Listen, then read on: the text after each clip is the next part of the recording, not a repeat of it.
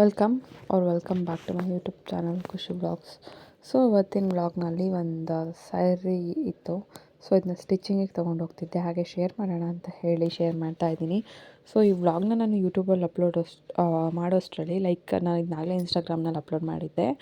So ನನಗೆ ತುರುವೇಕೆರೆಯಲ್ಲಿ ಯಾವುದಾದ್ರೂ ಒಂದು ಶಾಪ್ ಸಜೆಸ್ಟ್ ಮಾಡಿ, ಬೋಟಿಕ್ ಅಂತ ಹೇಳಿ.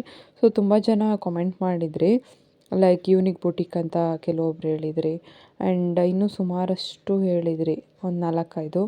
ಸೊ ಒಂಥರ ಹೆಲ್ಪ್ಫುಲ್ ಅನ್ನಿಸ್ತು ಆ ವ್ಲಾಗ್. ಯಾರು ಗೊತ್ತಿಲ್ಲದವ್ರಿಗೂ ಕಮೆಂಟ್ಸ್ ನೋಡಿದಾಗ ಇಷ್ಟೊಂದು ಇದೆ ಅನಿಸುತ್ತೆ. ಆ್ಯಂಡ್ ನನಗೂ ಕೂಡ ಗೊತ್ತಿರಲಿಲ್ಲ, ನಾನು ನಾರ್ಮಲಾಗಿ ಯೂನಿಕ್ ಒಂದೇ ಶಾಪ್ಗೆ ಹೋಗೋತಿದ್ದಿತ್ತು. ಸೊ ಇವತ್ತು ಎಷ್ಟೊಂದು ಗೊತ್ತಾದಂಗೆ ಅನ್ನಿಸ್ತು. ಸೊ ಈ ಸ್ಯಾರಿ ಥರನೇ ಇನ್ನೊಂದಿತ್ತೆ ನನ್ನ ಹತ್ರ, ಅಂದರೆ ನನ್ನ wedding sari, silk sari.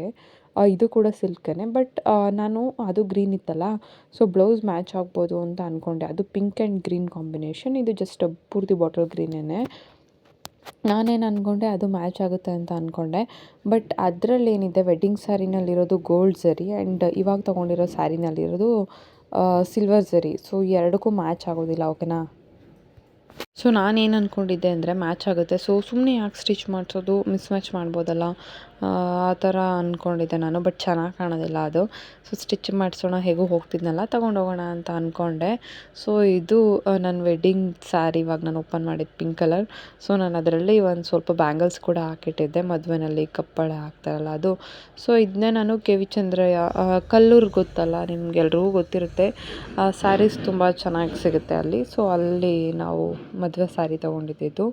So ನೋಡಿ, ಇದರಲ್ಲಿ ಸಿಲ್ವರ್ ಸರಿ ಇದೆ ಆ್ಯಂಡ್ ಅದು ಗೋಲ್ಡ್ ಸರಿ. ಸೊ ಬೇಡ ಅಂತ ಅಂದ್ಕೊಂಡೆ. ಈ ಸ್ಯಾರಿನ ಹಾಗೆ ಓಪನ್ ಮಾಡಿದ ವಿಷಯ ಏನಂದರೆ, ಮತ್ತೆ ಫೋಲ್ಡ್ ಮಾಡಿಡೋಣ ಅದನ್ನ ಅಂತ ಹೇಳಿ.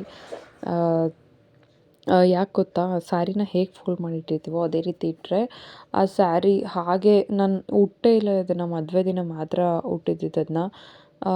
ಯಾವಾಗಾದರೂ ವೇರ್ ಮಾಡಬೇಕು ಅನ್ಸಲ್ಲ. ಏನಾಗುತ್ತೆ ಅಂತ ಅಂದರೆ, ಅದು ಹಾಗೆ ಕಟ್ಟಾಗಿಬಿಡ್ತಾವಂತೆ ಝರಿ ಏನಿರುತ್ತೆ ಅಲ್ಲಿ. ಸೊ ಅಮ್ಮಂದು ಕೆಲವಷ್ಟು ಸಿಲ್ಕ್ ಸ್ಯಾರೀಸ್ ಅದೇ ರೀತಿ ಆಗಿದೆ, ಅವರು ಇಟ್ಟಿದ್ದು ಅದೇ ಫೋಲ್ಡಿಂಗಲ್ಲೇ ಇಟ್ಟು ಸೊ ಕಟ್ಟಾದಂಗೆ. ಸೊ ಆ ಫೋಲ್ಡಿಂಗ್ಸ್, ಆ ಲೈನ್ ಏನು ಬಂದಿರುತ್ತೆ ಫೋಲ್ಡ್ ಮಾಡಿರೋದು, ಆ ಲೈನ್ಗಿಂತ ಇನ್ನೊಂದು ಸ್ವಲ್ಪ ಡಿಫ್ರೆಂಟಾಗಿ ಫೋಲ್ಡ್ ಮಾಡಿ ಇಡ್ತಾ ಇದ್ದೀನಿ. ಸೊ ಈಗ ಬೇರೆ ಥರ ಫೋಲ್ಡ್ ಮಾಡಿಟ್ಟೆ. ಸೊ ಅದರಿಂದ ಏನಂದರೆ ಕಟ್ಟಾಗಲ್ಲ ಸ್ಯಾರಿ. ಆ ಅಮ್ಮಂದು ಕೆಲವಷ್ಟು ಸ್ಯಾರಿಗಳು ಆ ರೀತಿ ಕಟ್ಟಾಗಿಬಿಟ್ವು.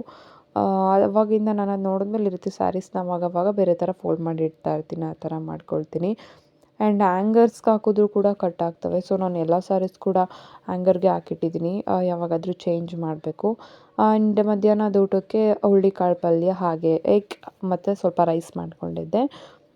ಹೊರಟ್ವಿ ಇವಾಗ, ಹೋಗಿ ಬರೋಣ ಹೊರಗಡೆ ಅಂತ ಹೇಳಿ ನಾನು, ಪಾಪು ಮತ್ತು ನನ್ನ ಹಸ್ಬೆಂಡ್ 3 ಜನನೂ ಹೋಗ್ತಾಯಿದ್ವಿ. ಪಾಪುನ ಮನೇಲಿ ಬಿಟ್ಟು ಹೋಗೋಣ ಅಂತ ಅಂದ್ಕೊಂಡೆ ಅಜ್ಜಿ ತಾತ ಜೊತೆ. ಬಟ್ ಅವನಿಗೂ ಬೋರ್ ಆಗುತ್ತಲ್ವ ಯಾವಾಗಲೂ ಮನೆಯಲ್ಲೆಲ್ಲ ಇರಿಸ್ಕೊಂಡ್ರೆ ಅಂತ ಹೇಳಿ ಅವನು ಕೂಡ ಕರ್ಕೊಂಡು ಹೋಗ್ತಾಯಿದ್ದೀನಿ. ಆ್ಯಂಡ್ ಅವ್ನು ಇವಾಗ ಡೈಲಿ ತೋಟದ ಹತ್ರ ಕೂಡ ಕರ್ಕೊಂಡು ಹೋಗ್ತೀನಿ ಸೈಕಲ್ನಲ್ಲಿ. ಟ್ರೈಸೈಕಲ್ ಇದೆ ಅಲ್ಲ ಒಂದು, ಅದರಲ್ಲಿ ಕರ್ಕೊಂಡು ಹೋಗ್ತೀನಿ. ಸೊ ನಾನು ಒಂದು ಸ್ವಲ್ಪ ಸೀಡ್ಸ್ ಬೇಕಿತ್ತು ನನಗೆ, ಕ್ಯಾರೆಟ್ ಸೀಡ್ಸ್ ತಗೊಂಡೆ, ಕೈ ತೋಟಕ್ಕೆ ಬೇಕಿತ್ತು ಅಂತ ಹೇಳಿ. ಬೀಟ್ರೂಟ್ ಇತ್ತು ಬಟ್ ಕ್ಯಾರೆಟ್ ಇರಲಿಲ್ಲ.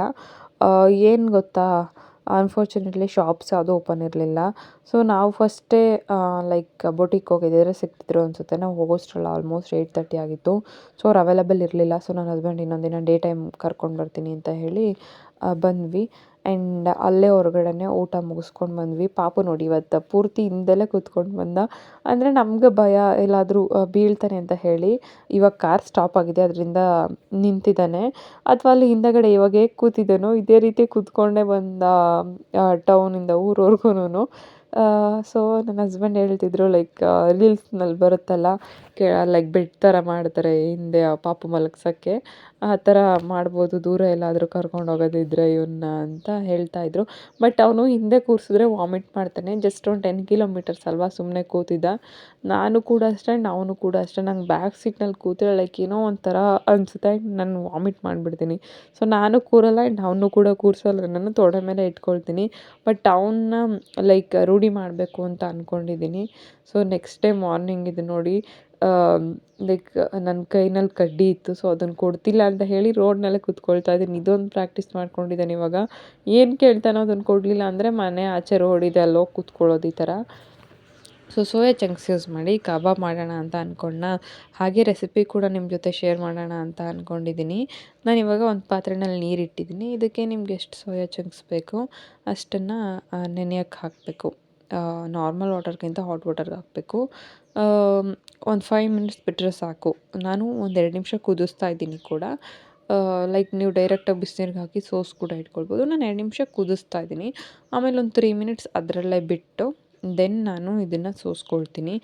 ಲೈಕ್ ಒಂದು ಸ್ಟ್ರೈನರ್ಗೆ ಹಾಕಿದ್ರೂ ಕೂಡ ನೀರೆಲ್ಲ ಹೋಗ್ತವೆ.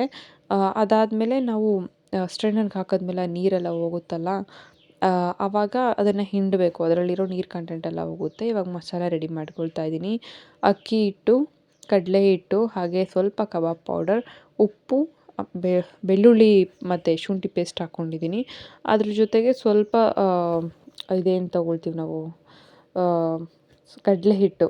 ಸೊ ಕನ್ಸಿಸ್ಟೆನ್ಸಿ ಚೆನ್ನಾಗಿ ಬರುತ್ತೆ ಆ್ಯಂಡ್ ಎಲ್ಲದಕ್ಕೂ ಮಸಾಲೆ ಹಿಡಿಯುತ್ತೆ ಅಂತ ಹೇಳಿ ಆ ರೀತಿ ಮಾಡಿಕೊಂಡೆ. ಅಷ್ಟೇನು ಮಸಾಲೆ ಎಲ್ಲ ಮಿಕ್ಸ್ ಮಾಡಿಕೊಂಡು ಇವಾಗ ಹಿಂಡಿಟ್ಟಿದ್ದ ಸೋಯಾ ಚಂಕ್ಸ್ನ ಇದ್ರೊಳಗೆ ಹಾಕಿ ಒಂದು 10 ಮಿನಿಟ್ಸ್ ಮ್ಯಾರಿನೇಟ್ ಮಾಡಿದ್ದೆ. ಕಾದಿರೋ ಎಣ್ಣೆಗೆ ಇವಾಗ ಒಂದೊಂದೇ ಹಾಕ್ಕೊಳ್ತಾ ಇದ್ದೀನಿ. ಸೊ ಇದು ಕೋಕೋನಟ್ ಆಯಿಲ್.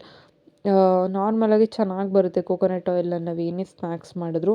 ಅದರಲ್ಲೂ ಏನಾದರೂ ಸ್ವೀಟ್ಸ್ ಲೈಕ್ ಯಾವ ಥರ ಕರ್ಜಿಕಾಯಿ ಈ ಥರದವಂತೂ ಮಾಡಿದ್ರೆ ಇನ್ನೂ ತುಂಬ ಟೇಸ್ಟ್ ಎಷ್ಟು ಚೆನ್ನಾಗಿರುತ್ತೆ ಅಂದರೆ ನಾರ್ಮಲ್ ಆಯಿಲ್ಗಿಂತ. ಸೊ ನನಗೆ ಹೊರಗಡೆಯಿಂದ ತರೋ ಆಯಿಲ್ ಇಷ್ಟ ಇಲ್ಲ. ಸೊ ಇದನ್ನು ನಾವು ಮನೆಯಲ್ಲೇ ಮಾಡಿಸ್ತೀವಿ. ಕೊಬ್ಬರಿ ಇರುತ್ತೆ ನಮ್ಮ ತೋಟದಲ್ಲೇ. ಸೊ ಕೊಬ್ಬರಿ ಸುಲಿಸ್ದಾಗೆಲ್ಲ ನಮ್ಗೆ ಎಷ್ಟು ಬೇಕೋ ಅಷ್ಟು ಮಾಡ್ಕೊಳ್ತೀನಿ. ಒಂದು 10 ಮಿನಿಟ್ಸ್ ಕರೆದ್ರೆ ಸೋಯಾ ಚಂಕ್ಸ್ ರೆಡಿ ಆಯಿತು. ಇದು